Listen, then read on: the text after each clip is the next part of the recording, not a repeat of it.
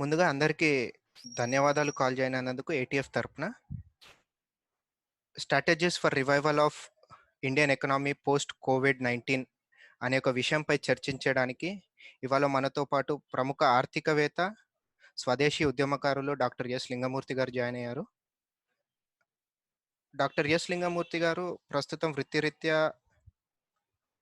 వృత్తిరీత్యా మన కర్ణాటక సెంట్రల్ యూనివర్సిటీలో ఎకనామిక్స్ డిపార్ట్మెంట్లో అసిస్టెంట్ ప్రొఫెసర్గా వ్యవహరిస్తున్నారు. Doctor S Radhakrishnan post doctorate fellowship అందుకున్నటువంటి కొద్దిమంది ప్రముఖుల్లో డాక్టర్ ఎస్ లింగమూర్తి గారు ఒకరు. అదేవిధంగా national institute of rural development మరియు నేషనల్ ఇన్స్టిట్యూట్ ఆఫ్ అగ్రికల్చర్ హైదరాబాద్లో ఆయన సేవలు అందించడం జరిగింది. స్వదేశీ ఉద్యమంలో భాగంగా స్వదేశీ జాగరణ్ మంచ్లో ఆయన ప్రస్తుతం సెంట్రల్ వర్కింగ్ కమిటీ సభ్యులుగా వ్యవహరిస్తున్నారు. అదేవిధంగా స్వదేశీ థింక్ ట్యాంక్లో ఆయన సభ్యులు. సో ఈ విషయంపై ఇవాళ మనతోటి చర్చించడానికి, అదే విషయంగా ఆయనకు ఉన్నటువంటి వ్యూస్ షేర్ చేయడానికి లింగమూర్తి గారిని కోరుతున్నాను. లింగమూర్తి అన్న, దాదాపు అందరు జాయిన్ అయ్యారు, సో మీరు స్టార్ట్ చేయొచ్చనా? Thank you Keshav.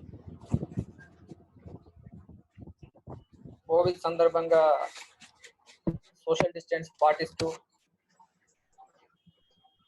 ఆన్లైన్లో మనం ఈ విధంగా కలుసుకున్నందుకు ఒక రకంగా బాధగా ఉన్నప్పటికీ కూడా ఇంకో రకంగా సంతోషంగా ఉంది. ఎందుకంటే digitalisation connected people, but Covid disconnected people. అయితే ఈ ప్రోగ్రామ్ యాంటీ టెర్రరిస్ట్ ఫోరం నుండి నిర్వహించబడుతుంది కాబట్టి దానికి రిలవెంట్ గా కొన్ని విషయాలు మాట్లాడాల్సిందిగా నిర్వాహకులు చెప్పడం జరిగింది. దాంట్లో భాగంగా కోవిడ్ ఎక్కడ స్టార్ట్ అయింది, ఎప్పుడు స్టార్ట్ అయింది, ఎందుకు స్టార్ట్ అయింది, ఎలా స్టార్ట్ అయింది అనే విషయాన్ని గమనించడానికంటే ముందు let us take 2 examples from war. Second world war జరిగిన తర్వాత జపాన్ పైన దాదాపు ఒక 60 నగరాలను సర్వనాశనం చేశాయి అణుబాంబులు. ఈ 60 నగరాలు సర్వనాశనమైన తర్వాత కూడా వితిన్ 15 to 20 years లో Japan became a world richest country in the world and it has become G7 countries and it gave equal competition what US and other developed countries had given at that point of time. రెండో example చూసినట్లయితే, మన ఇతిహాసాల్లోకి వెళ్ళినట్లయితే కురుక్షేత్ర యుద్ధం మనందరికి తెలిసిందే. మనందరం కూడా మహాభారతం చూస్తుంటాము. కురుక్షేత్ర యుద్ధానంతరం అధర్మం కోసం జరిగినటువంటి ధర్మ రక్షణలో భాగంగా జరిగినటువంటి యుద్ధంలో అధర్మాన్ని కూకటి వేళ్లతో పెకిలిస్తూ ధర్మరాజ్య స్థాపనలో భాగంగా ఆ యుద్ధంలో ఇంచుమించు అందరూ హతాశులైపోతారు. తర్వాత నూతన యుగం ప్రారంభమవుతుంది. ద్వాపర యుగం దాంతో పూర్తవుతుంది.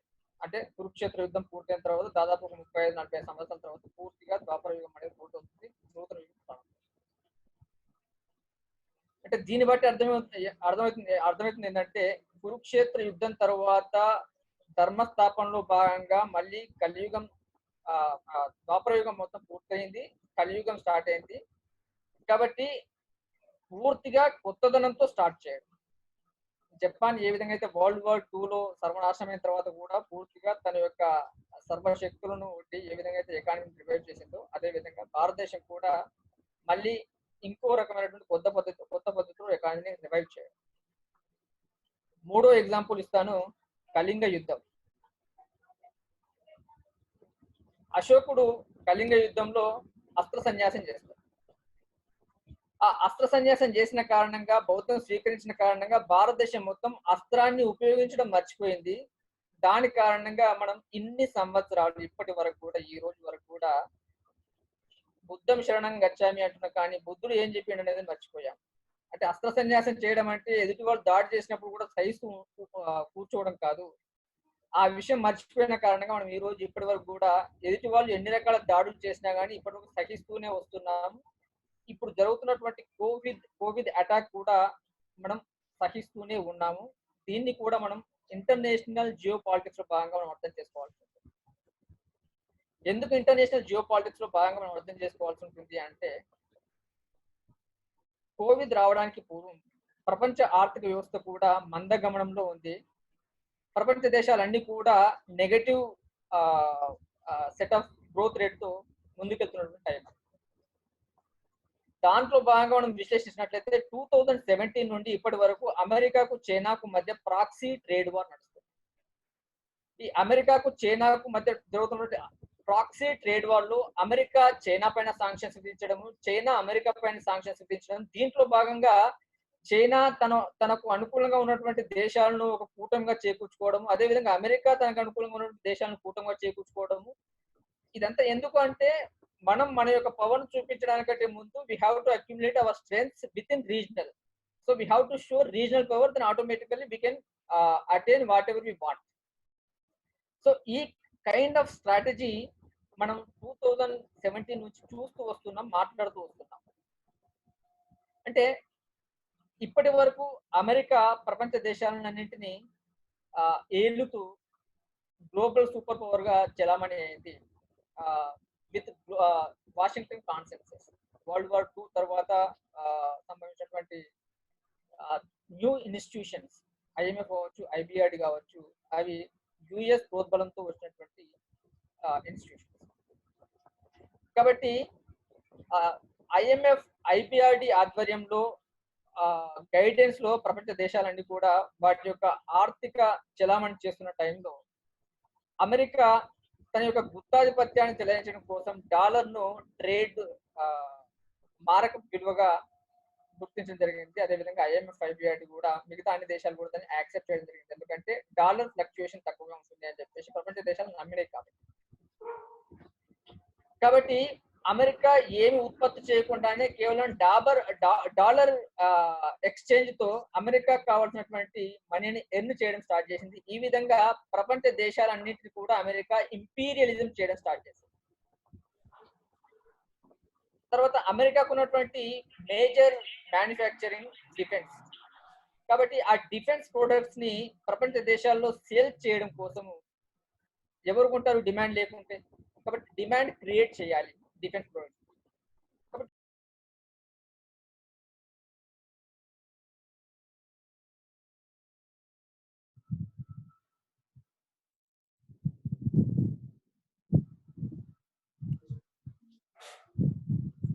అమెరికా క్రియేట్ చేసింది. ఎప్పుడైతే Osama bin Laden America create చేసిందో ప్రపంచ దేశాలను కూడా భయగ్రస్తులైపోయాయి. ప్రపంచ దేశాలను కూడా సెక్యూరిటీ థ్రెటన్స్ లో భాగంగా వాళ్ళు డిఫెన్స్ కొనుగోలు చేయడం ప్రారంభించాయి అమెరికా. అప్పుడు అమెరికా కూడా కొన్ని కండిషన్స్ పెట్టి ప్రపంచ దేశాలకు డిఫెన్స్ ప్రొడక్ట్స్, వెపన్స్ అందించడం స్టార్ట్ చేసింది. ఈ విధంగా అమెరికా ప్రపంచ దేశాలన్నింటినీ కూడా తన గుర్తులో పెట్టింది. అయితే 1949లో చైనాలో మావో ఎప్పుడైతే కమ్యూనిస్ట్ పార్టీ ఆఫ్ చైనాతో చైనాలోకి అధికారంలోకి వచ్చిన తర్వాత 1968లో నెమ్మదిగా చైనా ఎకానమీని లిబరలైజ్ చేయడం స్టార్ట్ చేసిండు వాళ్ళ యొక్క స్ట్రెంగ్త్ ఆధారంగా. 1980 నాటికి చైనా పూర్తిగా లిబరలైజ్డ్ కంట్రీగా మారి తన యొక్క ఉత్పత్తులను ప్రపంచ దేశాలకు ఎగుమతి చేసేటువంటి స్థాయికి వచ్చేసింది. కాబట్టి తన ఉత్పత్తులు ప్రపంచంలోకి ఎగుమతి చేసే స్థాయిలోకి రావాలంటే మిగతా దేశంలో ఉత్పత్తి అవుతున్నటువంటి ఆ యొక్క ప్రొడక్ట్స్ ని కౌంటర్ చేయగలిగేటువంటి శక్తి చైనాకు ఉండాలి. కాబట్టి చీప్ ప్రొడక్ట్స్ ని ప్రొడ్యూస్ చేస్తూ వరల్డ్ మార్కెట్ మొత్తం కూడా సప్లై చేయడం చైనా స్టార్ట్ చేసింది. అట్లా నెమ్మదిగా ప్రపంచం ఉన్నటువంటి ఒక దేశం తర్వాత ఒక దేశం యొక్క మార్కెట్ ని క్యాప్చర్ చేస్తూ ఈ రోజు అమెరికా యొక్క హెజిమనీని క్వశ్చన్ చేసిన కారణంగా ఈ రెండు దేశాల మధ్య ప్రాక్సీ వార్ స్టార్ట్ అయింది. దాంతో పాటు కోవిడ్ కూడా మనం జియో పాలిటిక్స్ లోని భాగంగా చూడాల్సి ఉంటుంది అని చెప్పేసి ప్రపంచ ఆర్థికవేత్తలు అదేవిధంగా సెక్యూరిటీ పర్సన్స్ కూడా డిస్కస్ చేయడం జరుగుతుంది. మనం చూస్తాం. ఎందుకు అంటే కోవిడ్ అనేటువంటి వైరస్ నవంబర్ 17న చైనాలో డిటెక్ట్ అయింది. నవంబర్ 17న చైనాలో డిటెక్ట్ అయిన తర్వాత ఇప్పటి వరకు అది జనవరి 14th వరకు కూడా దాన్ని డిస్క్లోజ్ చేయలేదు ప్రపంచానికి. తర్వాత అది డిటెక్ట్ అయిన తర్వాత ఎవరైతే ఇది కోవిడ్ దీనికి అంటే తిరుగుడు లేదు, చాలా ఇది వినాశకారి అని చెప్పేసి చెప్పడానికి ప్రయత్నం చేసినటువంటి సైంటిస్టు తర్వాత జర్నలిస్ట్ ఫాన్, వాళ్ళిద్దరిని కూడా చైనా మాయం చేసింది, ప్రపంచానికి కనబడకుండా చేసింది, వాళ్ళ యొక్క వాయిస్ బయటకు రాకుండా చేసింది. అదేవిధంగా వరల్డ్ హెల్త్ ఆర్గనైజేషన్ కూడా జనవరి 14 వరకు కూడా ఇది human to human transmit virus కాదు అని చెప్పేసి తన యొక్క ట్విట్టర్ పోస్ట్ చేయడం జరిగింది. ఎందుకు ఆ విధంగా డబ్ల్యూహెచ్ఓ చేసింది అంటే, డబ్ల్యూహెచ్ఓకి second largest funding is from China, America తర్వాత. అయినప్పటికీ చైనా యొక్క డబ్ల్యూహెచ్ఓ యొక్క డైరెక్టర్ టెడ్రాస్ తను డాక్టర్ కాదు వాస్తవానికి, తను కమ్యూనిస్ట్ పార్టీ నాయకుడు. కమ్యూనిస్ట్ పార్టీ నాయకుడైన కారణంగా చైనా సపోర్ట్ చేసింది. He is the first non doctor who is heading WHO. కాబట్టి ఆటోమేటిక్ గా చైనా ఇతన్ని సపోర్ట్ చేసింది కాబట్టి చైనా ఏది చెప్తే అది చెప్పడం స్టార్ట్ చేశాడు. కాబట్టి చైనాకు అనుకూలంగా డబ్ల్యూహెచ్ఓ ట్విట్టర్ హ్యాండిల్లో పోస్ట్ చేయడం ప్రారంభించాడు. కాబట్టి దీంతో ప్రపంచం మొత్తం కూడా ఇన్ఫర్మేషన్ లేకుండా మిస్ఇన్ఫర్మేషన్ తో డబ్ల్యూహెచ్ఓ ఏది చెప్తే అది వాస్తవం అని చెప్పేసి అనుకోని జనవరి 14 వరకు కూడా ఇది హ్యూమన్ టు హ్యూమన్ ట్రాన్స్మిషన్ కాదు అని చెప్పేసి ఒక భ్రమలో ఉండిపోవడం జరిగింది. అయితే జనవరి 14 వరకు అంటే నవంబర్ 17 నుంచి జనవరి 14 వరకు కొన్ని సన్నివేశాలు జరిగాయి ప్రపంచంలో. డిసెంబర్ 16న చైనాకు అమెరికాకు మధ్య ఒక సంధి కుదిరింది. ఆ సంధి ఏంటంటే, we should leave up our proxy trade war, China imports US commodities and US imports China's commodities without any kind of restrictions and sanctions.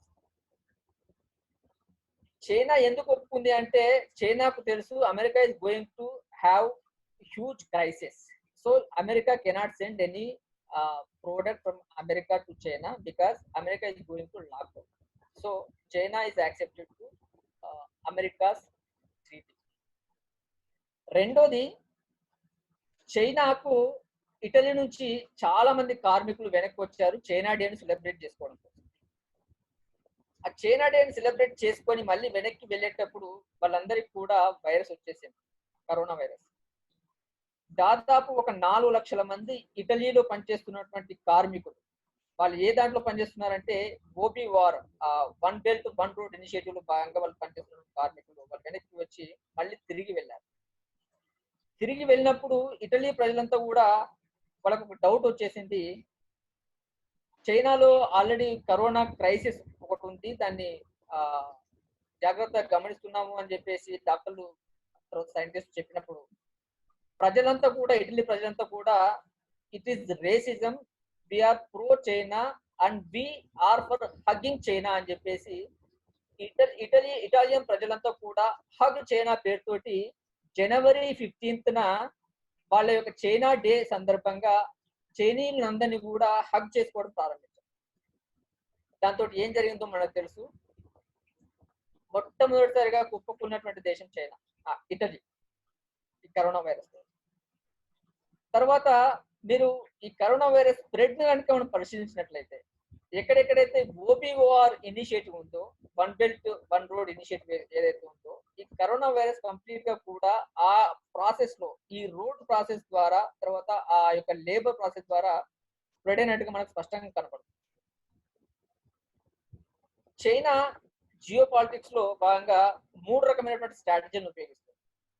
ఆ 3 రకమైనటువంటి స్ట్రాటజీలు ఏంటంటే, first the geopolitics of East Asia. ఈ geopolitics of East Asia లో భాగంగా East Asian యొక్క market ని capture చేసుకోవడం కోసం మిలిటరీ ఇన్ఫ్లుయెన్స్ కావచ్చు, పొలిటికల్ ఇన్ఫ్లుయెన్స్ కావచ్చు, డిప్లొమాటిక్ ఇన్ఫ్లుయెన్స్ కావచ్చు, దేని ద్వారా అయితే సాధ్యమవుతుందో దాని ద్వారా మనం ఈస్ట్ ఏషియాను తన గుప్పిట్లో పెట్టుకోవాలి అని చెప్పేసి ఉద్దేశంతో ఈ విధమైనటువంటి స్ట్రాటజీతో ముందుకెళ్ళింది.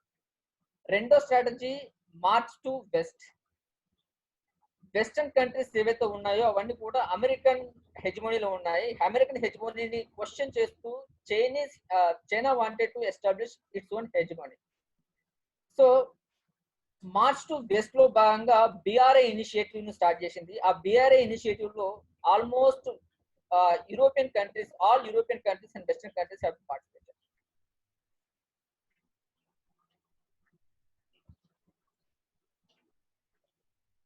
కేశవ్ ఓకేనా, వింటున్నావా? అన్న ఓకే అన్న, థ్యాంక్స్. కాబట్టి ఈ బిఆర్ఐ ఇనిషియేటివ్ లో భాగంగా మార్చ్ టు వెస్ట్ లో భాగంగా ఈ బిఆర్ఐ ఇనిషియేటివ్ వచ్చింది. బిఆర్ఐ ఇనిషియేటివ్ అనేది 21st century largest maritime silk road. దాని తర్వాత establish power in the world. ఈ establish power in the world అనేది మళ్ళీ 3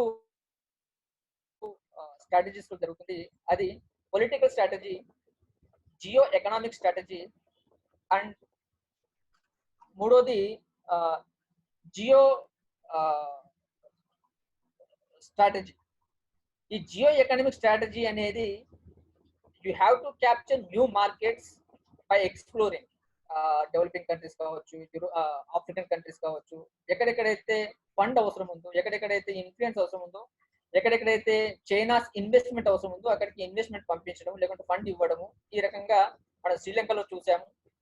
శ్రీలంకలో హంబత్తా ఎయిర్పోర్ట్ ని 99 years కి లీజ్ తీసుకుంది. అదే విధంగా ఆల్మోస్ట్ ప్రపంచంలో ఎక్కడెక్కడైతే ఇన్వెస్ట్మెంట్ అవసరం ఉందో చైనా లిబరల్ గా ఇన్వెస్ట్మెంట్ ఇవ్వడము, ఫండింగ్ ఇవ్వడము మనం చూస్తున్నాం. పాకిస్తాన్ కూడా కావాల్సినటువంటి ఫండింగ్ అంతా కూడా చైనా వస్తుంది. ఎందుకు అంటే it's a part of strategy, not love for Pakistan, it's a part of strategy.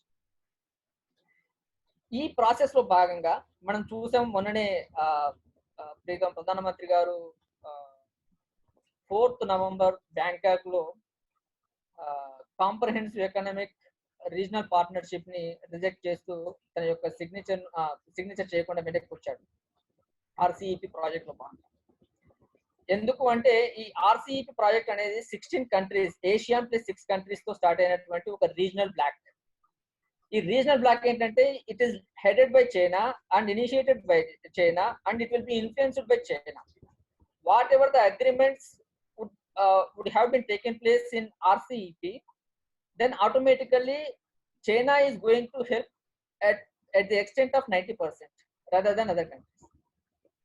So ఒకవేళ సైన్ చేసినట్లయితే ఈ రోజు భారతదేశంలో మనం ఏది కూడా ఉత్పత్తి చేయలేకపోయే వాళ్ళమే. ఎందుకు అంటే అగ్రికల్చర్ ప్రొడ్యూస్ కూడా ఇంపోర్ట్ చేసుకునే వాళ్ళము, మిల్క్ ఇంపోర్ట్ చేసుకునే వాళ్ళము, రా మెటీరియల్ ఏదైతే ఉందో ప్రతిదానికి కూడా రా మెటీరియల్ ఇంపోర్ట్ చేసుకునే వాళ్ళము. మనం వేసినటువంటి గుడ్డలు కూడా మనం మన పోచంపల్లిలో తయారవుతున్నటువంటి, దుబ్బాకులో తయారవుతున్నటువంటి, సిద్దిపేటలో తయారవుతున్నటువంటి, గద్వాల్లో తయారవుతున్నటువంటి బట్టలకు కూడా డిమాండ్ లేని పరిస్థితి ఏర్పడేటువంటి అవకాశం ఉంటుంది.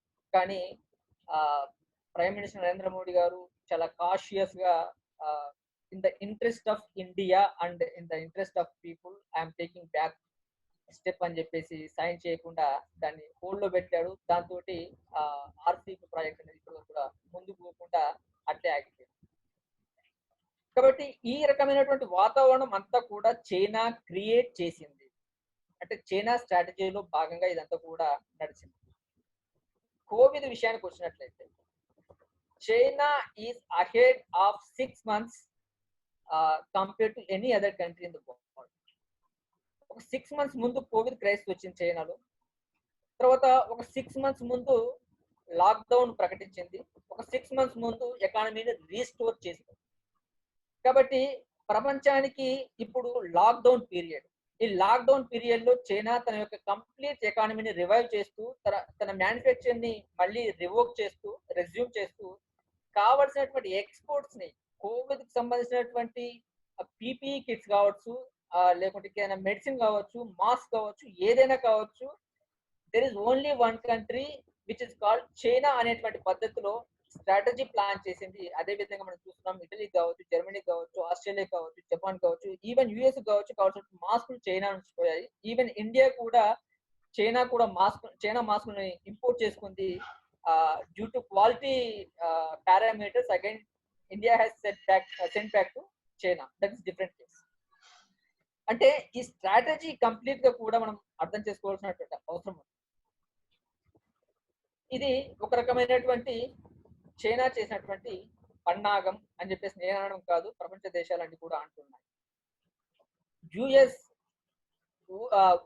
కోవిడ్ ఆరిజిన్స్ ఎక్కడ నుంచి స్టార్ట్ అయ్యాయో రీసెర్చ్ చేయాలి, ఆ ఒరిజిన్ ను మనం ఫైండ్ అవుట్ చేయాలి అని చెప్పేసి యూఎస్ అన్న తర్వాత ప్రపంచ దేశాలన్నీ కూడా దానికి మద్దతు పలికాయి. ఎప్పుడైతే ఆస్ట్రేలియా కూడా తన మద్దతు పలికిందో చైనా థ్రెటన్ చేయడం జరిగింది. ఆస్ట్రేలియా ఏం థ్రెటన్ చేయడం జరిగిందంటే, నీకు కావాల్సినటువంటి అన్ని రకాల ఇంపోర్ట్స్ మేము బ్యాన్ చేస్తామని చెప్పి థ్రెటన్ చేసింది. ఎందుకు అంటే almost all countries around 70 to 80% of the essential commodities as well as non-essential commodities have been imported from China in different countries, including in India. So ఎప్పుడైతే నేను నీకు కావాల్సినటువంటి ఎసెన్షియల్ కమోడిటీస్ నేను బ్యాన్ చేస్తాను, ఇంపోర్ట్ కానివ్వను అని చెప్పేసి అన్నాను, ఆటోమేటిక్ గా ఆస్ట్రేలియా భయపడడం జరిగింది. కానీ Australia still it is raising its voice to prove the origins of Covid. అంటే ఈ రకమైనటువంటి థ్రెటనింగ్ పాలసీస్ చైనా చేయడాన్ని మనం గమనించవచ్చు. అయితే ఈ కోవిడ్ కారణంగా జరిగినటువంటి డ్యామేజ్ ఏంటి త్రూఅవుట్ ద వరల్డ్ అనేది గమనించినట్లయితే ఆల్మోస్ట్ ఒక $9 trillion ఎకానమీ ప్రపంచం మొత్తంలో మనం నష్టపోయిన దాన్ని మనం గమనిస్తున్నాం. అదేవిధంగా ట్రేడ్ విషయానికి వచ్చినట్లయితే 13 to 32% of the world trade has been decline. దాదాపు ఒక 40 million people have been affected with this COVID and about 4 lakh people have been dead so far. ఇండియాలో కూడా మనం చూస్తున్నాం, day by day cases are increasing and cases also though it is flatting stage but number of cases have been increase. Indian case పక్కన పెట్టేస్తే rest of the world cases మనం గమనించినట్లయితే ఇటువంటి lockdown period లో they could not able to resume their own economy, so apparently they are dependent on Chinese economy for essential and non-essential commodities as part of its Chinese strategy. Indian economy విషయానికి వచ్చినట్లయితే మనం రోజు పేపర్లలో చూస్తున్నాం, highest employment sector agriculture, about 48% of the Indian people have been employed in agriculture sector, and after that MSME sector, about 120 million people have been employed in MSME sector. MSME sector lo employ అయినటువంటి 120 million people they lost their employment due to lockdown, and there is no hopes after revival, after relaxation of lockdown also immediately MSME sector may not retain as usually. తర్వాత మనం చూసినట్లయితే middle east countries లో ఉన్నటువంటి దాదాపు ఒక 30 million people they are ready to come back and they will become additional burden to the existing labor force in India. తర్వాత about 80 million people are migrant laborers within India. So this 80 million labor have been done reversal migration, they went back to their own villages and the process is still continuing. So ఇటువంటి పరిస్థితుల్లో ఏ రకంగా చూసినటువంటి negative economic factor కనబడుతుంది. దాంతో పాటు tourism and aviation industry complete గా lockdown అయినటువంటి పరిస్థితి కనబడుతుంది. టూరిజం లో ఉన్నటువంటి దాదాపు టూరిజం ఏవియేషన్ ఇండస్ట్రీ టుగెదర్ గా 45 million పీపుల్ కి ఎంప్లాయ్మెంట్ క్రియేట్ చేస్తుంది. కాబట్టి టూరిజం ఏవియేషన్ ఇండస్ట్రీ అనేది దాదాపు ఇంకొక 2 years వరకు ఎటువంటి స్కోప్ లేనటువంటి పరిస్థితి. కాబట్టి ఇటువంటి పరిస్థితుల్లో మనం తీసుకోవాల్సినటువంటి చర్యలు ఏంటి అని కనుక ఆలోచించినట్లయితే ప్రపంచం మొత్తంలో చూసినట్లయితే దాదాపు almost all developed countries have been announced 20 to 22% of their GDP as stimulus to resume their economic activity. But in India we are still waiting for government packages and stimulus. So far it has announced 1.7 lakh crore, but it is nowhere it is circulated. Cash flow is not circulated within at the grassroots level. That kind of problem is there. అదే విధంగా MSME sector return కావాలంటే fiscal policy plus monetary policy ప్రకటించాల్సిన అవసరం ఉంది, stimulus ప్రకటించాల్సిన అవసరం ఉంది. ఎంఎస్ఎంఈకి immediate గా కావాల్సినటువంటి అవసరం ఏంటంటే రా మెటీరియల్ ని గవర్నమెంట్ ఇమీడియట్ గా ఇప్పుడున్న దానికంటే అడిషనల్ గా ఒక 50% హైక్ ఇవ్వడం, తర్వాత ఇంట్రెస్ట్ సబ్వెన్షన్ చేయడం, ఇంట్రెస్ట్ సబ్వెన్షన్ చేయడం, తర్వాత ఎక్స్పోర్ట్స్ కావాల్సినటువంటి ఇన్సెంటివ్స్ గవర్నమెంట్ ఇవ్వడం. ఈ విధంగా షార్ట్ టర్మ్ మెజర్స్ మనం చూసుకోవచ్చు. లాంగ్ టర్మ్ మెజర్స్ లో we have to restructure our entire economy. ఏ విధంగానైతే కంప్యూటర్ వైరస్ వచ్చినప్పుడు మనం ఏం చేస్తాం, ఆటోమేటిక్ గా ఒక ఎక్స్పర్ట్ ని పిలిచి మనం చూపిస్తాం. అప్పుడు ఎక్స్పర్ట్ ఏం చెప్తారంటే రీబూట్ చేయాలని చెప్పేసి అంటారు. ఆ రీబూట్ చేసేటప్పుడు ఏమవుతుందంటే కంప్లీట్ గా ల్యాప్టాప్ లో ఉన్నటువంటి డేటా అంతా కూడా మనం మళ్ళీ ఇక్కడ రీస్టోర్ చేసేసి ఆటోమేటిక్ గా మళ్ళీ రీస్ట్రక్చర్ చేస్తుంటాం. ఇదే పద్ధతిలో ఇండియన్ ఎకానమీకి కూడా వైరస్ వచ్చింది. ఈ వైరస్ వచ్చినప్పుడు మనకు కావాల్సినటువంటి ఏకైక strategy in the long term, it's rebooting economic system. ఈ రీబూటింగ్ ఎకనామిక్ సిస్టమ్ అన్నప్పుడు ఏ విధంగా జరగాలి? The existing system has showed it's failures across the world, and each and every country is going back to deglobalization. They are not favored in globalization, and they are going back to country priority first, and they are delinking with the globalization process. కాబట్టి ఇటువంటి పరిస్థితుల్లో what should be the Indian strategy? Indian strategy should be the decentralization way, village centric way, ecology centric way, employment centric way, and reversal migration ఏదైతే జరిగిందో, this reversal migration has to be retained at the local level. ఏ విధంగా local లెవెల్లో retain అవుతుంది అని చెప్పేసి కనుక మనం ఆలోచించినట్లయితే, entire country has to be mapped based on the production and resources, whatever we have the resources, and what kind of production we have so far. So we have to map production process and resources. Accordingly, we have to clusterize each and every district based on its own resources and production. And accordingly, we have to establish and we have to decentralize industry. So automatically, local people will be employed at local level, and whatever the reversal migration happened, so they will be happy to get employment at the local level, and they will happy to stay at home. And whatever the additional migration which happened from which is going to happen from Middle East countries, they are not that much interested to go Middle East. They went for family compulsions. So if you have sufficient employment opportunities at the local level, automatically they will be happy to be employed in local markets and local manufacturing, as well as whatever the economic system is there. So this should be the way. And when we are saying this localization and decentralization, it is automatically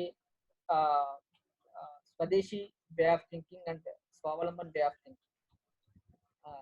Recently, Prime Minister also told in Mann Ki Baat, each and every village should be sovereign, and it should be self-reliant. The self-reliant is nothing but Swadeshi, and Swavalamban is nothing but sovereign, without depending on any town or any other economic activity. It should be self-reliant. In the same way, family should also be self-reliant on their own and with their own production. So this is what the broad outline. Now we can have question, and it is easy to interact. So many issues will be covered through interaction only. That's what I wanted to give the broad line. So I'm here to seek your questions. So ఎవరికైనా questions ఉంటే, if anyone has questions, kindly raise your hand or just put in the chat box. I'll unmute you.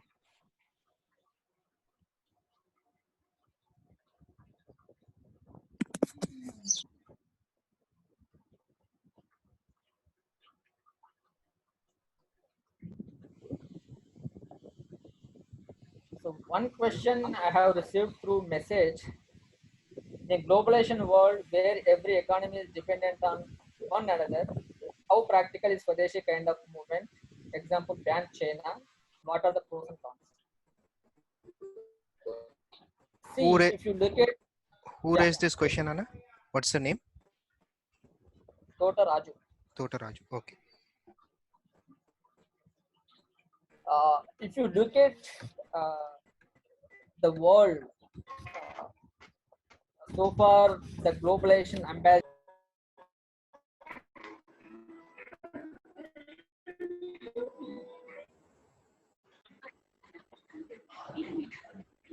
even in the past time. Lingamurthy అన్న, Look at మీరు ah, మ్యూట్లోకి వెళ్ళిపోయారు ఇంతకు ముందు. ఒకసారి మళ్ళా starting నుండి చేస్తారన్నా answer? okay. Okay, for this question, if you look at the global economic picture, the globalization process ambassador till now is US. But if you look at the US policies, if you look at US industrial policy, US industrial policy has about 1,000 protectionist measures. In this world, no country has this kind of measures, protectionism measures for their own sake. Like be American, buy American, great America, made America great again. So this kind of policies have uh, have been there from since beginning in US. So with this kind of policies only, China has been strategized the economic policy. So in this way, America always try to retain its own resources and its own manufacturing process. So in the same way, we should have our own strategy.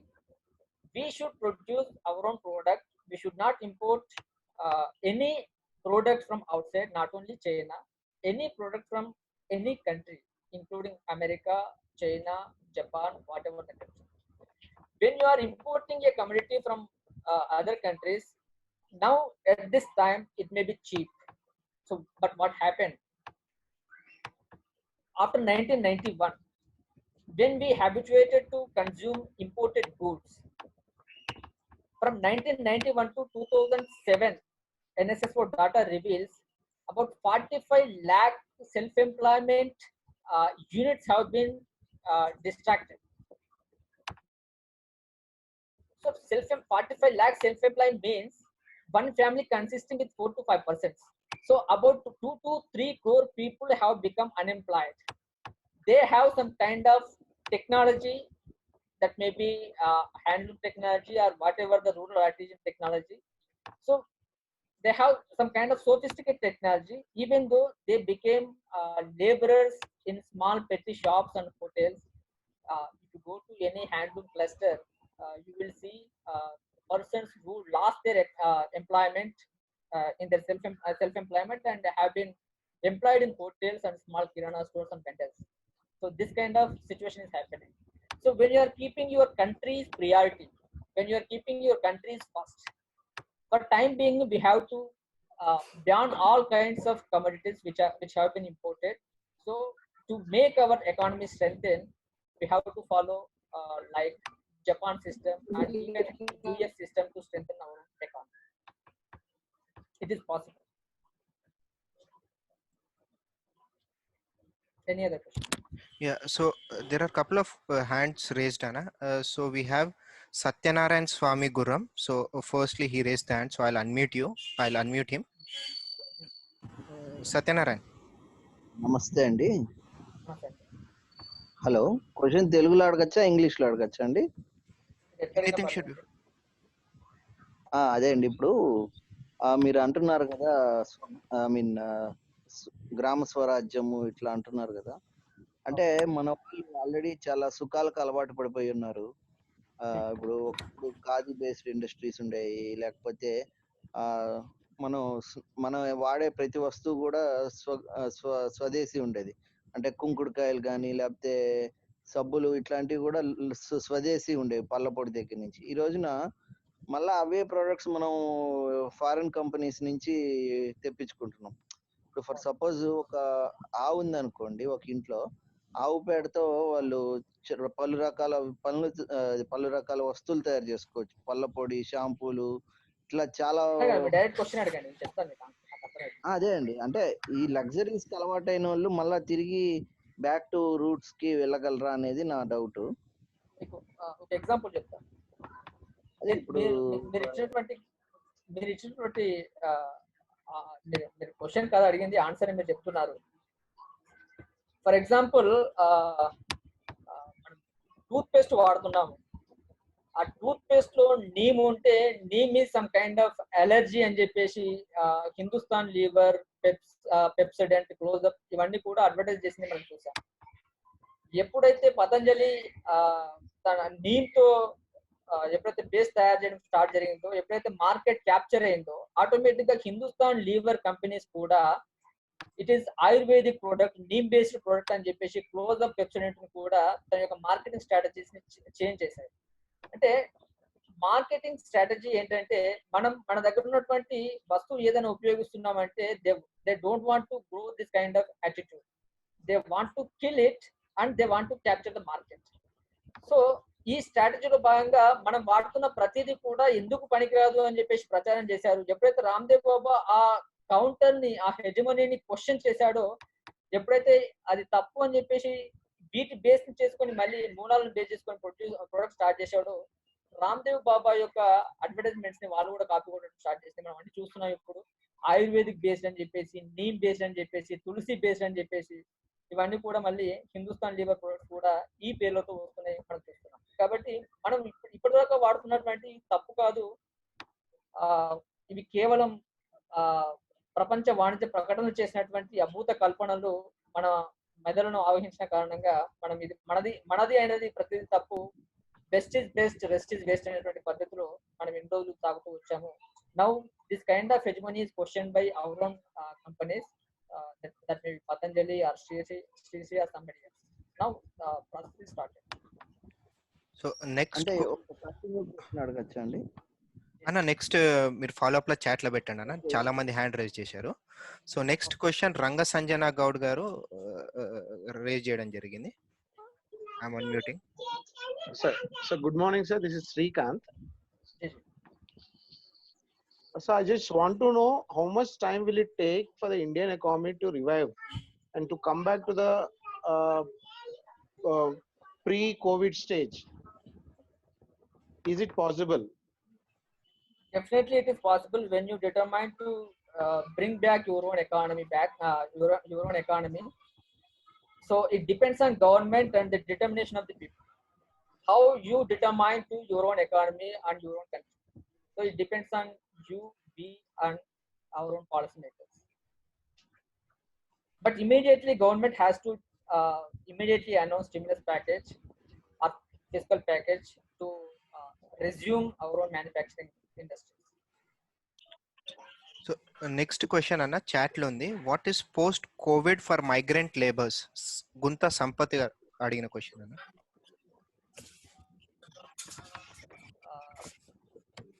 I already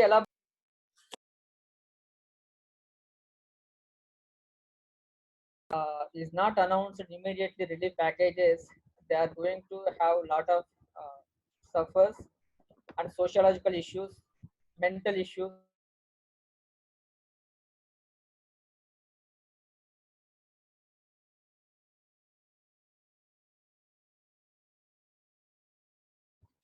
So for time being they can be relaxed, and in the same way government has to provide at least 6 months free ration for their survival till economy is back.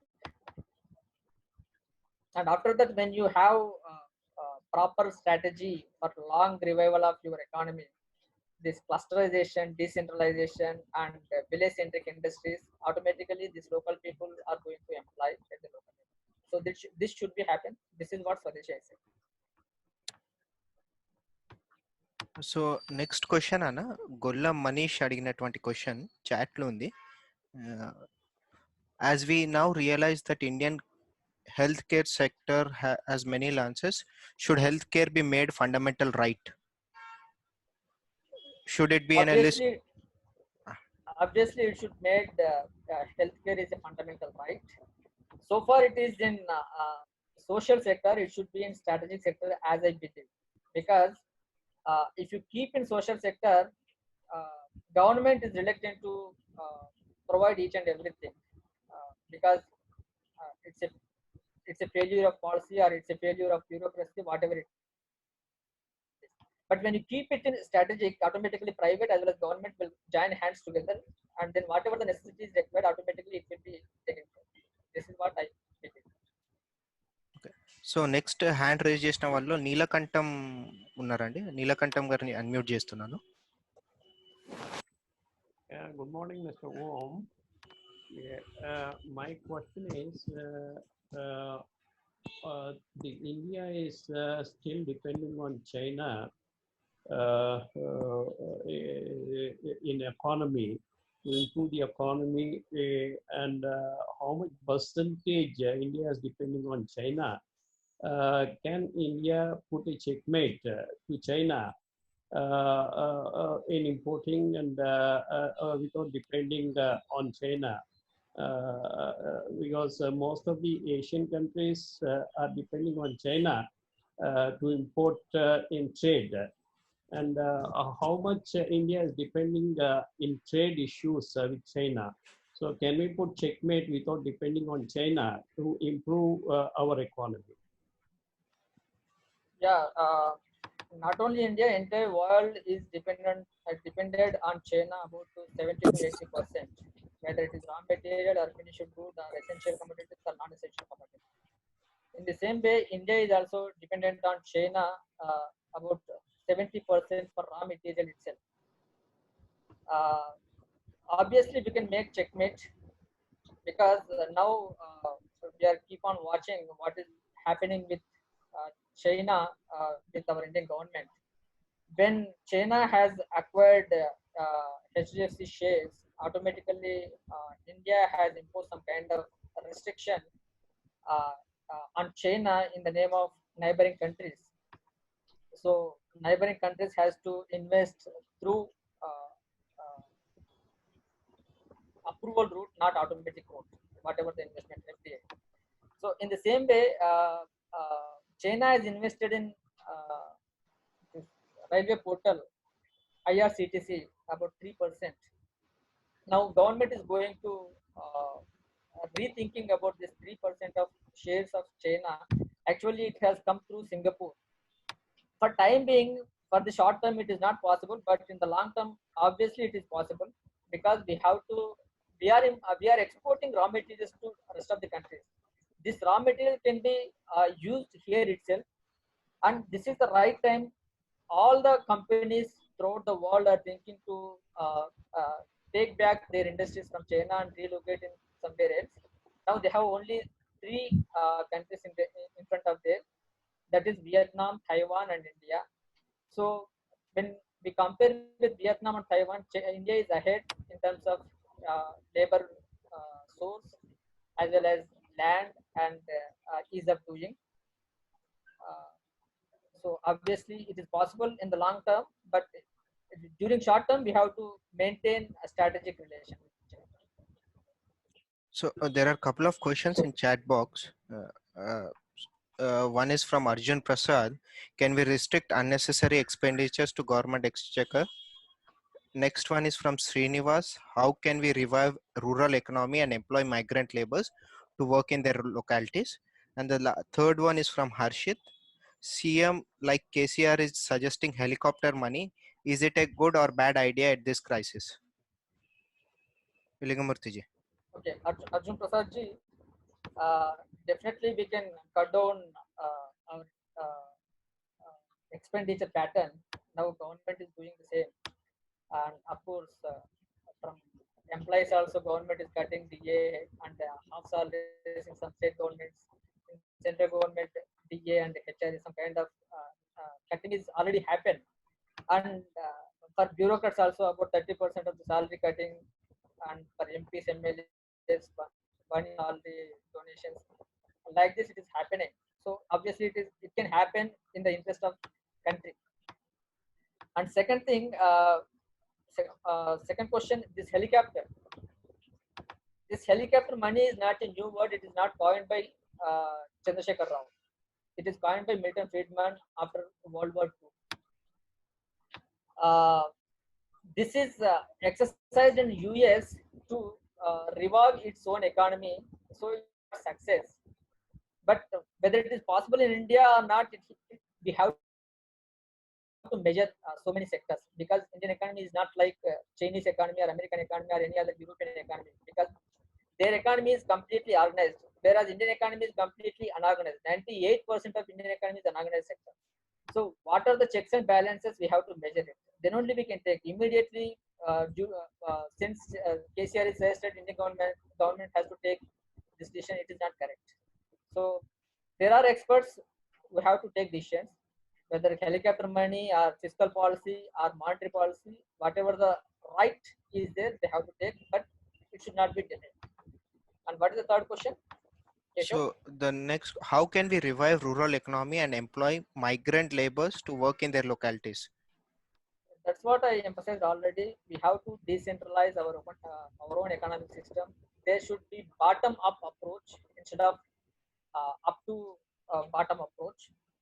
So whatever the planning is required at the local level, villages should plan it, local bodies should plan it, what kind of industry is required, what kind of education system is required, what kind of manufacturing system is required. That should be planned at local level. It should not be imposed by the central government or state government. So when we plan this kind of policies, when we take this kind of policy as a movement, being an educated youth, so it is our role to revive our own economy. We have to become entrepreneurs. We have to become manufacturers. We have to become job providers instead of job seekers. Then automatically, as you pose a question, it is possible. So next question is from Tota Raju. So I'm unmuting him. Tota Raju ji, please go ahead with your question. Yeah, okay. What is the role of banking in post-COVID India? So it is perceived that banking sector is still suffering from pending NPAs. So getting loan is also a harder thing. So how government can bring regulations to prevent such things? Yeah, already some kind of package announced to banking sector, but so far cash flow is not happened at the grassroots level, and bankers are reluctant to providing new loans to the needy people. Yesterday I had a discussion with one of the director in RBI. So he was saying that there are some kinds of policies are going to take in RBI. So within short period it is going to happen for banking sector. So as of now, this much only we can say, but obviously banking sector should be monetized, and it should be strengthened. And now, if you look at the NBFCs have so many regulations and restrictions to lend money, and NBFCs are unable to retain its own loans. So there are certain gaps in regulations and NBFC system. So this kind of gaps also should be addressed by the government, and it is already reached to government. Government is thinking. So that's what I come to know yesterday's discussion with RBI, one of the independent entities. Okay. So next question is from Sai Krishna. I'm just unmuting him. Sai Krishna ji, please go ahead with your question. Yes, sir. Sir, good morning. Good morning. Hello. Yeah, Please continue. sir. My question is like many companies are terminating the employees because of this COVID-19 situation, and I don't know when it will be back. And the thing is, the previous glory which we are expecting will be soon, or it might be late. Yeah, it is a repeated question. Uh, it cannot be late. It should be soon. For this kind of attitude, we have to determine our own mind to become entrepreneurs, and we have to encourage people to become entrepreneurs to revive our economy. Now it's not the time to sacrifice our lives for the country. It is the time to establish entrepreneurs for the country. So when we had a movement before independence to do or die for country, now it's the time to become entrepreneur for the country. So there is a mutual benefit. Benefit is for ourselves become being an entrepreneur, as well as it's the benefit to country. So we have to become revolutionary in becoming entrepreneur, and encouraging people to become entrepreneurs. So this is what and what else you asked? Second one. So his question was with respect to the companies laying off people, if I'm not wrong. Yeah, correct. Yeah, you are true. There is some kind of delays happening through government system also. It should be addressed immediately by the government, and some kind the required appropriate stimulus to be announced immediately without delay. So this is what my answer is. Now GST can be relaxed, and interest subvention can be announced, and tax holiday can be announced. So many measures can be taken by the government, but so far it is not yet taken. We hope it may take immediately and without. So next question is from Golla Manish. I'm just unmuting him. Manish, please go ahead with your question. Good morning, Lingamurthy Garu. There are two questions in this. So is there any change required in the Manrega scheme and also in the way we use PDS right now? And with respect to PDS, is it required that we have to make it a universal thing, like just how we are using a white card, ration card as a criteria? Should there be any changes to the PDS in specific and also in the Manrega scheme? If yes, what are those? Yeah, let me come to PDS first. If you look at the Chhattisgarh model, so we also having PDS card, they can claim their ration or whatever how to get through ration shops can be accessible in any part of the state. If they are going somebody's village or relatives village, they can claim their ration with their own card at that place also. This kind of system should be adopted by each and every government, so that when a person is having a BPL card, since he is a poor person, he is having. So wherever he is, he should be access to get the ration. So he should be liable to get the ration. So this kind of policy should be taken by each and every government. It is technological driven. And second one, can you repeat second? Is with respect to Manrega. So Yeah, Manrega. Yeah, it should be linked with agriculture system.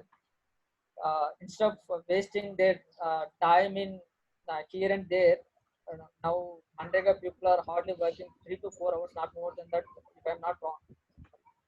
So if they invest their time properly in proper place, so it will be value added to the respective segment, whether it is agriculture or industry or infrastructure. So this Manrega should be linked with agriculture sector as well as MSME sector and also infrastructure, including heavy infrastructure projects. So then only this MGNRG projects will yield good kinds of results. So far it is giving some kind of good results, but it should be interlinked with these segments also. So next question is from Arjun Prasad. I'm just unmuting him. Arjun, kindly go ahead with your question, please. Yeah. Thank you. So it's nice to see Lingamurthy Garu after a long time. Rather, this is about a spiritual, patriotic related thing. Unless there is a patriotism in everybody's minds or in their regular routine, then only we can expect economy of own nation. Please throw a light on this with 2-3 examples or your views. Yeah, Indian culture is not away from economic system. In India, our habits, culture, and economy is completely integrated. If you look at any festival, or if you look at any ritual, whatever you follow, there is an economic system impact. My own study happened on Ganesh festival in Hyderabad. I have done extensive survey throughout Hyderabad in Ganesh idol manufacturers as well as in the market system. This 9-day or 11-day Ganesh festival is generated 5,000 crores of economy in Hyderabad town itself. And if you look at in Mumbai, this Ganesh festival is generating about 15,000 crores of rupees. In the same way, Durga Ma festival in Calcutta is generating about 20,000 crores of rupees. And Kite festival, which happens in Gujarat, and it is circulated throughout the country, it is generating about 5,000 crores of rupees. So this 5,000, this kite festival is providing about 40,000 people, self-employment people, employment.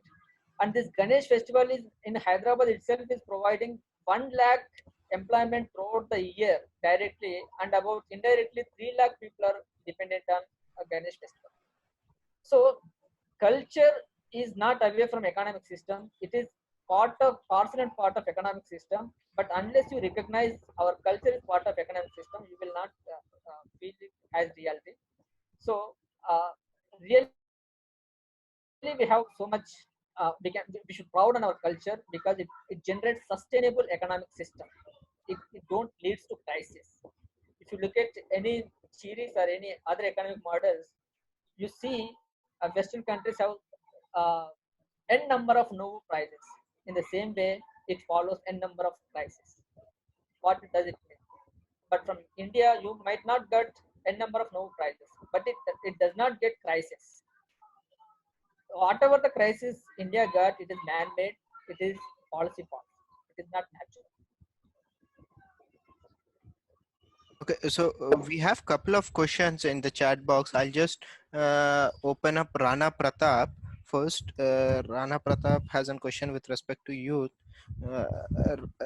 Mr. Rana, you're unmute. Kindly go ahead with your question. Okay, thank you. Namaste Lingamurti Anna. So my question is that will this COVID-19 effect change the youth of our country who want to travel other countries for education or employment? Yeah, definitely there will be impact at least for 2 years. People are reluctant to go to abroad for studying as well as to do employment also. Not only employment, those who want to attend conferences and seminars also are trying to are rethinking on its process, because why to go for abroad at this point of time. Definitely there will be impact for at least 2 years. So there's a next question from Vengal Rao. What is the role of education sector to promote entrepreneurship in India? So this is the question from Vengal Rao. I request everyone to raise your hand if you want to have a question, ask a question to Lingamurti ji. Our education system is completely theoretical education system without having any practical knowledge. If you look at other countries, particularly China, Chinese people invest so much of time in doing practicals. But whereas in India, we completely depend on theories and keep on arguing with theories without having any practical knowledge. We should strengthen our IITs, ITIs to give technical knowledge to everybody, each and everybody, whether they are interested or not. There should be minimum compulsory course for at least for 2 years or 3 years, this technical course for each student. Then only our youth and students will become entrepreneurs. Rightly you pose the question, which is very important to at this point of time. So we should have proper planning to have at least 2 to 3 years compulsory ITI or technical education in our country. Okay, so Satyanarayana Swami was asking a follow-up question. Satyanarayana ji, can you go ahead with your question?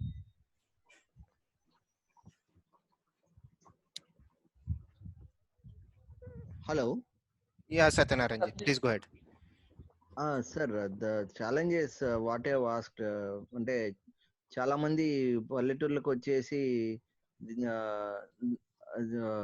they would feel uncomfortable to go back to agriculture, or they may not comfortable to do some other local employment. Hello. Please continue, sir. So challenges are there because dignity of labor has been decreased. These governments, whatever they are there, that is like Narega or whatever the benefits the government is giving, that is encouraging them to become lazy. So it is not their problem. Satyanarayana garu, ఇది వాళ్ళ problem కాదు, మన పాఠ్య పుస్తకాల problem. If you అంతే. మీరు భారతదేశంలో ఉన్నటువంటి ప్రాబ్లమ్స్ ఏవి అని చెప్పేసి అడగండి ఒకటి, ఒక 10 చెప్తారు. దాంట్లో పాపులేషన్ ప్రాబ్లము, లేకుంటే వ్యవసాయం ప్రాబ్లము, లేకుంటే ఈ రకమైన ప్రాబ్లమ్స్ చెప్తారు. When you are giving negative thinking on your own strengths, automatically they will have this kind of attitude. When you make them feel about their own activity, then they are ready to take any kind of activity in their locality. For example, I had been to United Arab Emirates to look after this migration issue. From Telangana, so many people are committing suicide after coming here, and even in destination country also. What are the reasons to look after? I went to UAE, and I have traveled in UAE, Abu Dhabi, Dubai, and another two, Sharjah, and one more town.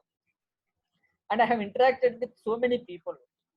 What kind of activity they are doing, in what kind of atmosphere they are doing, what kind of shelter they are provided, and how much they are getting, what is their behavioral issues, everything I have discussed with them. మీరు నమ్మరు, ఒంటరిగా 6 నెలల పాటు గొర్రెలు కాచుకుంటూ నెలకు 15,000 తీసుకుంటూ ఎవరిని కలవకుండా ఒక మానసిక వేదనతో పనిచేస్తున్న వాళ్ళు ఉన్నారు. మీరు ఊహించకండి, ఇక్కడ నుంచి వెళ్ళినటువంటి దుబాయ్కి వెళ్ళినటువంటి ప్రతి మనిషి అక్కడ డిగ్నిఫైడ్ లేబర్ చేస్తున్నాడు, చాలా హ్యాపీగా ఉన్నాడు అని చెప్పేసి పొరపాటున కూడా అనుకుంటాను. నేను వాళ్ళతో ఇంటరాక్ట్ అయిన తర్వాత చెప్తున్నాను. తర్వాత అబౌట్ 44 to 50 degrees టెంపరేచర్ మధ్యలో పనిచేస్తున్నారు, 12 to 14 hours, నాట్ 8 hours. కాబట్టి కంపల్షన్స్ లో వాళ్ళు పనిచేయడానికి అక్కడ రెడీగా ఉన్నారు, ఇక్కడ రెడీగా లేరు అంటే there is some problem with our own psychic. First we have to address the psychic. We have to feel proud in our own activity, and we have to strengthen and we have to dignify whatever we are doing. So then only we can change the attitude of people and the mindsets of the people. So it is everybody's responsibility to change this kind of atmosphere. When a person is doing agriculture activity, what is wrong in it? Agriculture, farmer is giving up, feeding entire world. See, in this COVID crisis also, who saved this country? Only farmers saved this country. 36% and 40% of economic system is not disturbed because of farmers, and you are not recognizing them, you are not giving due credit to them. So it is our fault. So we have to recognize them, we have to encourage the farmers, then only this kind of attitude and behavioral problems will be solved. This is very important and need of the hour. We have to recognize kirana store workers, kirana store owners, and service mechanic, shed service providers, agriculture, farmers, everything we have to recognize. Otherwise, we are going to lose our economic system to Chinese or Americans or Japanese. They will come and do your agriculture activity, and you will become employee in your own field. Unless you recognize your own activity as proud. This is what my observation. So there are a couple of questions in chat box and a couple of hands raised. First, we'll go to the chat box. There's a question from Satish Kuna. The question is with regard to companies moving from China, and many of them would be approaching India to set up a business here. And some might approach the state government and some might approach the central government. And there are chances that state government being harassing them. So is there any need to have legislation empowering the central government to deal with these companies, complete the entire process and forward the same to the state governments instead of harassing the prospective investors? Any question, any answer on this? To attract any foreign company, we have some kinds of strengths and weaknesses. The strengths are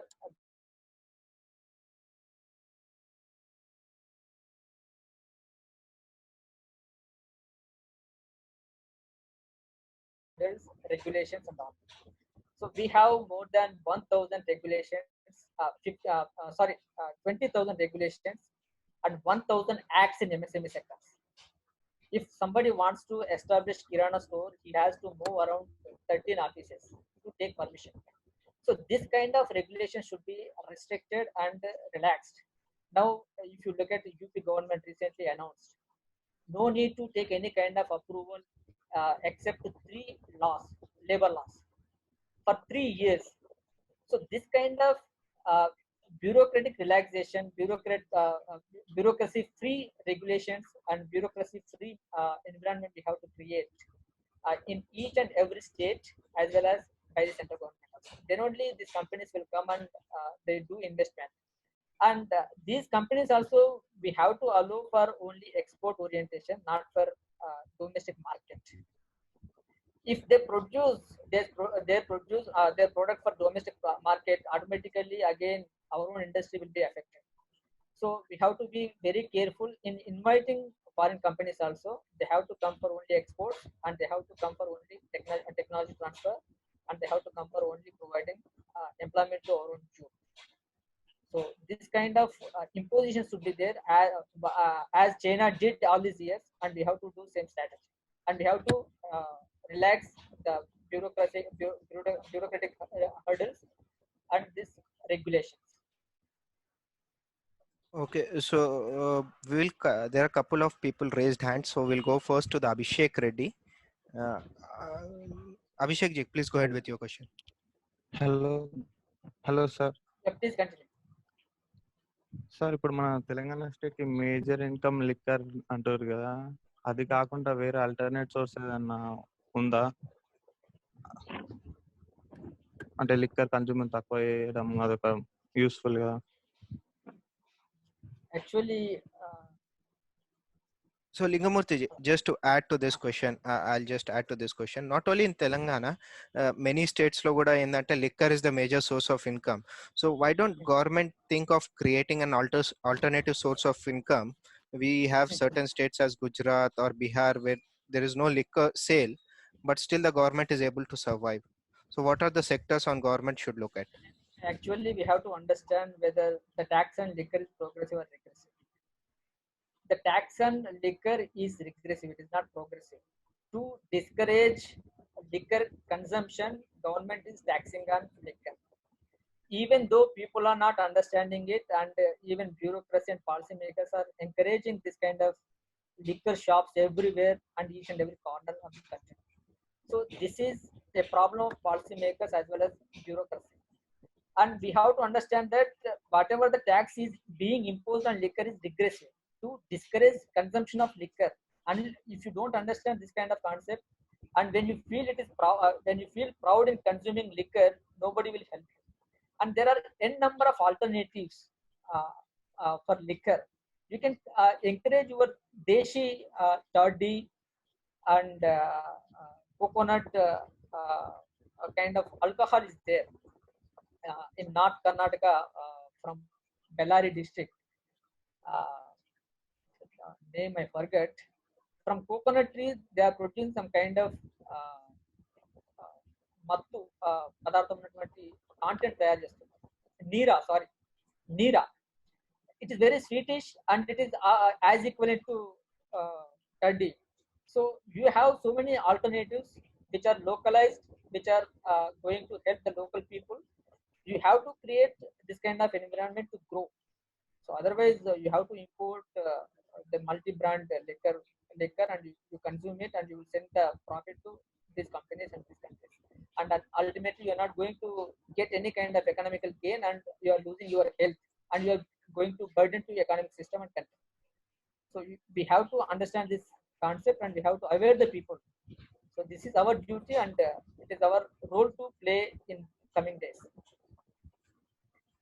So we are already running out of time. So we have a couple of questions in chat box and one hand has been raised. So we'll close with this. I'll just read out the questions. How coronavirus may affect the agriculture sector and farmers' income? First question. And the second question is, many of the students have been abroad and in the middle of their education. So what is our role or our government role to help them? And third question is, what is lifestyle modification in re-reviewing the economy? Okay. For abroad students, those who are being stranded there, and if they want to come out also, I think the government is going to run flights to bring back the students. but for next 2 years, next 3 years, I don't think any student is planning to go abroad to study or do any kind of employment. But those who are in middle stage, there should be a government policy or UGC policy to take care of the students. I hope government may act positively, and these students will get positive results from it. And alternatively, these students also, without wasting their own time, they can register their enrollment in different universities wherever they want to, they fix in due courses. So without wasting their time, they can enroll their registration in respective courses. So without delay caused by the government. So this is what suggestion I can do. Next question, Keshav. So how Lifestyles. no, Lifestyles. yeah, please go ahead on that. Regarding lifestyles, your lifestyle is completely dependent on multi-brand advertisements. Whatever you wear, whatever you behave, whatever you do, your makeup, whether you believe or not, 70%, sorry, not only 70, yeah, 70% of the mobile market and electronic market share is captured by China, and remaining 20 to 28% is captured by other brands, other countries. And you have your own market with just 0.2% in entire electronics and mobile market share. And in clothes also, you have so many multi-brands, and it is these multi-brand clothes are occupying about 30 to 40% of the market share. And when you are drinking cold drinks, these cool drinks, whether it is Pepsi or Coca-Cola or Mirinda or Sprite, each and every year you are losing about 20,000 crores to multinational companies and abroad. If you consume your own product, whether it is lassi or neera or some whatever else, juice, so this kind of attitude will help rural people and agriculture sector. When you are using this kind of, you use milk, you use lassi, this through this farmer will get benefit, livestock will improve in our country, so automatically biodiversity will happen, automatically nature will be balanced. So unless you do this kind of things, when you trap under the multinational brands and multinational companies, you will lose your own income. Not only losing income, you are burdened to our economic system. So definitely we have to change our lifestyle and the living standards which is suitable to our own soil, our own product. We have to encourage agriculture produce, we have to encourage milk produce, and we have to encourage entrepreneurs by consuming the products, not by consuming multinational companies. We have to consume our own products, whether it is Amul or whatever the product. So it is our role to play and our role to behave, change our lifestyles, our role to change our living standards by consuming the local products to create local demand and make aggregate demand at the national level, so that the entire economy will be benefited. For agriculture development, when you are changing your lifestyle, when you are consuming the local product, each and every local product is connected with agriculture sector. So when you are creating the demand for agriculture sector, automatically farmers are going to benefit. When farmers are going to benefit, automatically they will have entrepreneurial spirit automatically. When they become entrepreneurs, automatically this industry and agriculture will be interlinked, and whatever agriculture produce is there, this will be utilized in industry as a raw material, and industry will be make finished good, and it will be utilized at the local level, and if possible we will make exports also. So this kind of environment we have to create at our own locality to encourage our own people. So there are a couple of hands raised. I request them to have their question very precisely. One is Manish and next is Harshit. So I'm just muting Manish. Manish, could you please go ahead with your question? Yes. So one of the basic problems that we have in our economy is the lack of cash in the system. So wouldn't it be smart for the government to ask the people to deposit more money in the banks than contributing it to as donations for PM cares or something? Please throw some light on that. Yeah, already we have people are saving about 30% in the 30% of the GDP from the households only. People are saving. People are not. It's not the notion that people are not saving. People are saving in banks. The banks saving rate from household is about 30% in GDP. And from this 30% of GDP, government is utilizing in different projects. So it is happening. It is not.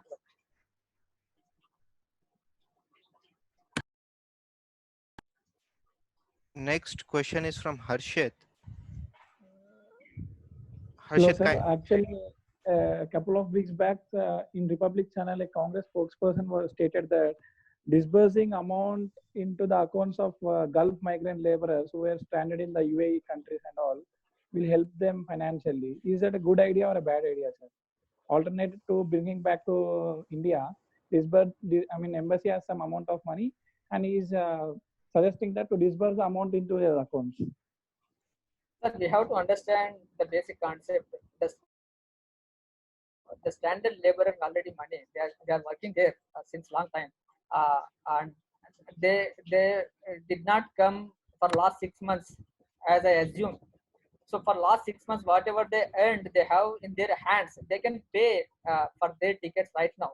Government need not to give everything as free, because government also not having enough funds in their hand. So we have to understand, and it is everybody's responsibility to help the government as well as help the local economy also.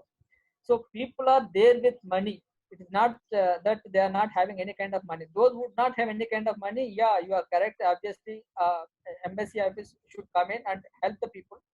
But those who are earning money, they should come with their own money, because India is having about $80 billion remittances. This $80 billion remittances, majority of the remittances are coming from Gulf countries. So it is not that those who are in Gulf countries, they are not earning anything. They are earning and they are sending to local. So at this point of time, they can pay their own tickets and they can do whatever it is required. So it is not required. Government has to take care of everything. But those who do not have anything, it is government's responsibility, and embassy office should come in and help them. This is not my opinion. So last couple of questions I'll take from the chat box with respect to the green revolution, green jobs. So one is Cow Slaughtering Act should be implemented at all states to save agriculture environment to promote green jobs and sustainable lifestyle. And the next question is this time to go for green GDP by taking environmental consequences into account? These are not questions, these are answers. Okay. Yeah. So you want to throw some more light on this or this answers, Lingamurthy ji? Yeah, I thought somebody will pose a question on FDI, but so far nobody has question. But their questions are covered with companies those who want to come here. Just I want to put one notion on FDI. So now people are batting for FDI. We should invite foreign direct investment to invest in this country, to provide employment and to do technology transfer. But so far we have received just 1.5% of the GDP as FDI, and they have invested where they get profit. They could not do any kind of, they could not lay any kind of infrastructure in this country, and they could not establish any kind of go downs in agriculture sector also. So wherever the profit is there, they are coming, they are investing there, and they are getting profits. So we have to have some kind of restrictions on FDI, and we have to keep some kinds of restrictions on outflow. We are sending about 15% of GDP outflow from India to invest in different countries, to have relation with the respective countries, and to have technological transfers, and to give employment to our own youth also. But at this point of time, we have to restrict outflow to invest in this country to boost domestic investment. and for having capital accumulation. And we have to restrict FDI, and we have to allow wherever it is required as a strategy, not as a automatic. So this kind of policies we should get, and we should decentralize complete economy. We have to restructureize complete economy, and we should go back to villages. This urbanization is not going to manufacturing. It is not creation of wealth. It is consumption of wealth. Villages are the creation of wealth. They are creating wealth about 70% of the country, and 30% of the wealth is being created in the urban areas through MSME sector.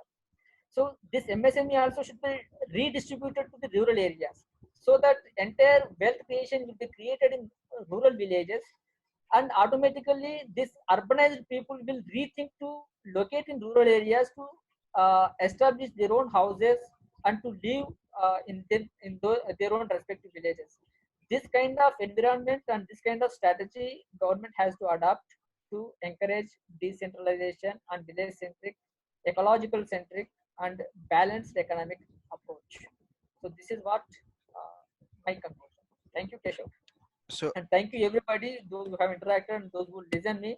And if you have any doubts, you can send me through WhatsApp or email. We can have interaction through email and WhatsApp. Thank you. Dhanyawad Lingamurthy for taking your time and discussing and helping us out. So I've just posted my email ID. If anyone has any queries, kindly email me. I will reach out to Lingamurthy and get them addressed. And I would like to thank each and every participant for joining us and interacting with Lingamurthy. Thank you one and all. So with this note, we are ending the call. Thank you.